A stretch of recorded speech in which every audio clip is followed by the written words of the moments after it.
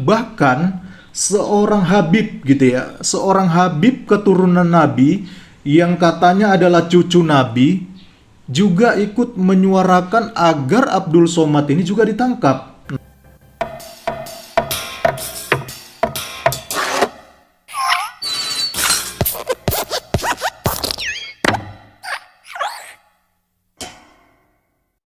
Shalom saudaraku, bertemu kembali dengan saya di Risans Channel dan saya harap teman-teman semua dalam keadaan sehat dan juga diberkati oleh Tuhan kita Yesus Kristus. Nah teman-teman, di video kali ini saya masih akan membahas seputar berita yang sedang viral akhir-akhir ini, yaitu mengenai penangkapan Yahya Walauni yang diduga terkait dengan penistaan agama. Kabarnya saat ini Yahya Walauni sedang dirawat di rumah sakit dan diduga terkena serangan jantung. Ya, tapi meskipun demikian ya teman-teman, penyelidikan tetap berlanjut dari pihak kepolisian. Ya intinya kita doakan sajalah semoga yang terbaik terjadi gitu ya. Dan kasus ini bisa berjalan dengan adil seadil-adilnya dan juga transparan. Nah teman-teman, kabarnya penangkapan Yahya Walauni ini juga banyak diapresiasi oleh beberapa kalangan ya. Bahkan bukan hanya dari pihak Kristen, bahkan apresiasi juga datang dari pihak Muslim. Bahkan setelah penangkapan si Yahya Walauni ini, mereka juga menyarankan agar penista-penista agama lainnya juga turut ditangkap. Dan yang paling ramai disuarakan agar ditangkap itu adalah Ustadz Abdul Somad ya, yaitu terkait dengan ujarannya terhadap simbol agama mengenai salib yang ada jin kafirnya ya, yang beberapa waktu lalu pernah dia lakukan dan itu viral di sosial media teman-teman. Nah suara-suara agar Abdul Somad ini ditangkap itu datang dari berbagai kalangan. Jadi bukan hanya dari pihak Kristen saja, bahkan dari pihak Islam pun ikut menyuarakan supaya Ustadz Abdul Somad ini juga ditangkap ya. Contohnya ya, kalau dari pihak Kristen itu ya mungkin ada Pak Ruhut Sitompul ya. Dia juga ikut menyuarakan agar si Abdul Somad ini juga diproses. Lalu kalau dari pihak Islam ya ada Permadi Arya ya, atau yang biasa dikenal dengan nama Ustadz Abu Janda ya. Dan yang menarik teman-teman, bukan hanya mereka, bahkan seorang Habib gitu ya, seorang Habib keturunan Nabi yang katanya adalah cucu Nabi juga ikut menyuarakan agar Abdul Somad ini juga ditangkap. Nah ini menarik nih teman-teman. Kita baca ya beritanya supaya teman-teman tahu informasi mengenai hal ini. Saya melansirnya dari wartaekonomi.co.id yang dilansir pada tanggal hari Rabu ya, 25 Agustus 2021. Saya bacakan ya beritanya teman-teman. Ketua Cyber Indonesia Habib Husin Alwi Shihab atau Zuriyah yang memiliki keturunan Nabi Muhammad SAW ikut menyebut nama pendakwa kondang Ustadz Abdul Somad atau UAS usai Muhammad Kece ditangkap oleh pihak kepolisian dalam kasus penistaan agama. Nah teman-teman menarik ya. Jadi nama beliau ini adalah Habib Husin Alwi Shihab. Dan ternyata selain beliau merupakan keturunan cucu Nabi katanya ya, beliau ini ternyata juga adalah Ketua Cyber Indonesia. Jadi nggak main-main ya teman-teman. Ini Ketua Cyber langsung yang bersuara. Artinya dengan posisinya sebagai Ketua Cyber, dia sudah memantau dan memperhatikan perkembangan-perkembangan yang terjadi di sosial media teman-teman. Oke, kita lanjutkan. Karena itu pihaknya pun mengaku senang dengan ditangkapnya YouTuber penghina Islam Muhammad Kece. Saya dari awal yakin MKC pasti ditangkap, cetusnya dalam akun Twitternya Rabu 25/8/2021. Pasalnya konten yang dibuatnya diduga dapat memicu konflik antar kelompok beragama. Terima kasih Bareskrim, Polri sudah bekerja profesional, kata dia. Jadi teman-teman, Habib ini juga mengapresiasi kinerja Polri yang sudah bersikap profesional ya. Karena sudah ada laporan kan memang tentang si Muhammad Kece ini. Jadi ya mau tidak mau Polri harus menjalankan tugasnya secara profesional. Dan sekarang kita pantau aja sih bagaimana penyelidikan yang dilakukan terhadap Pak Muhammad Kece ini. Dan semoga setiap penyelidikan yang dilakukan juga dilakukan secara profesional dan adil ya.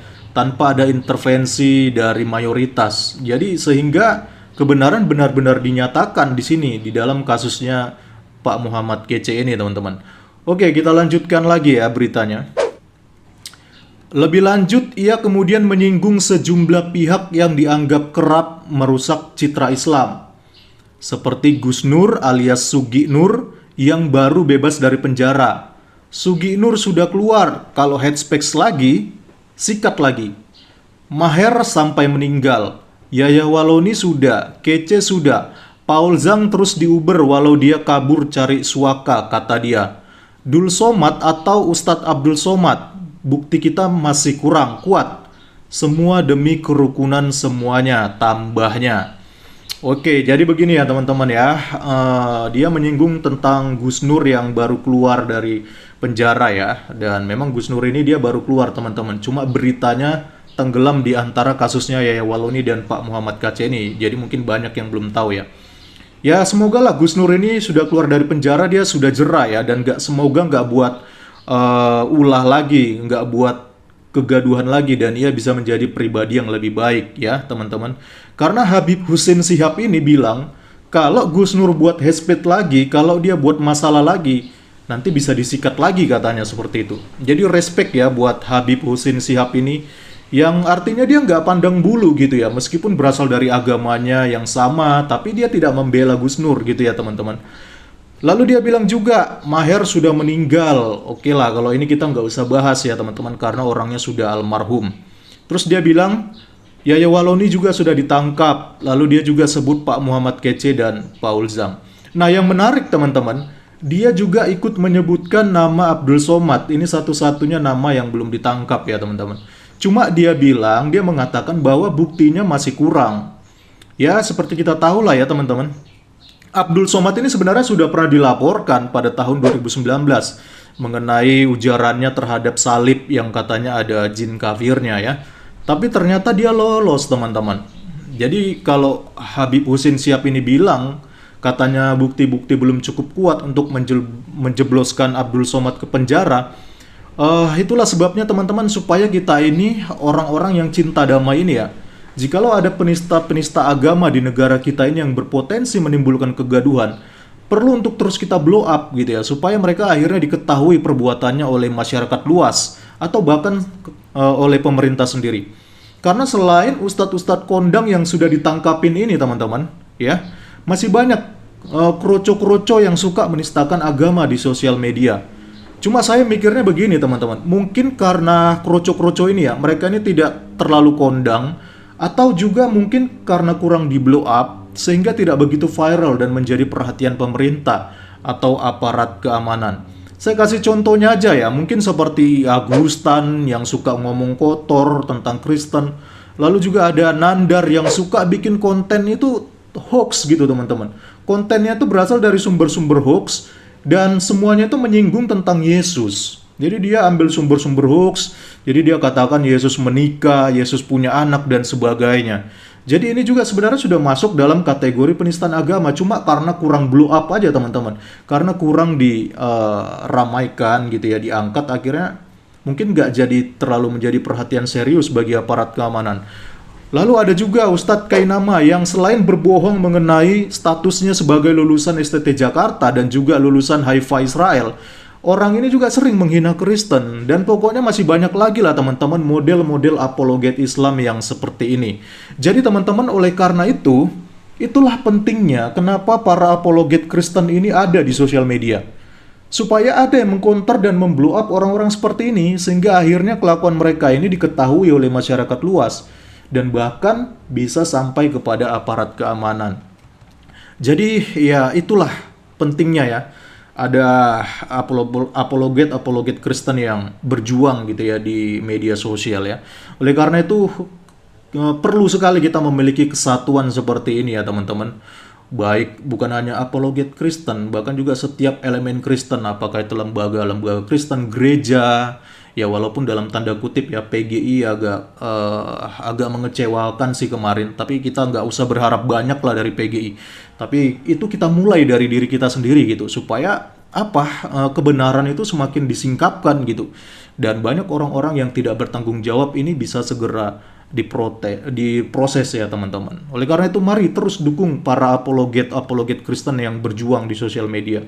Ya, setidaknya walaupun kita tidak bisa mendukung mereka lewat hal-hal yang sifatnya teman-teman, atau materi kah, atau dana atau apa sebagainya, dengan kita mensubscribe atau ikut membagikan konten-konten mereka gitu ya, di like, di share, di komen, itu sebenarnya juga sudah menyatakan bahwa kita ini terlibat di dalam mendukung kebenaran di dunia digital ini teman-teman.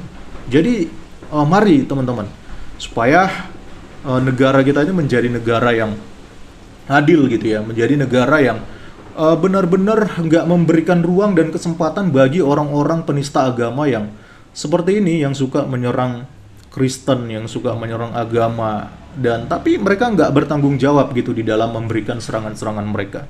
Oke, jadi mungkin itu aja teman-teman yang bisa saya sampaikan di dalam video kali ini. Salam kritis, Tuhan Yesus memberkati. Shalom.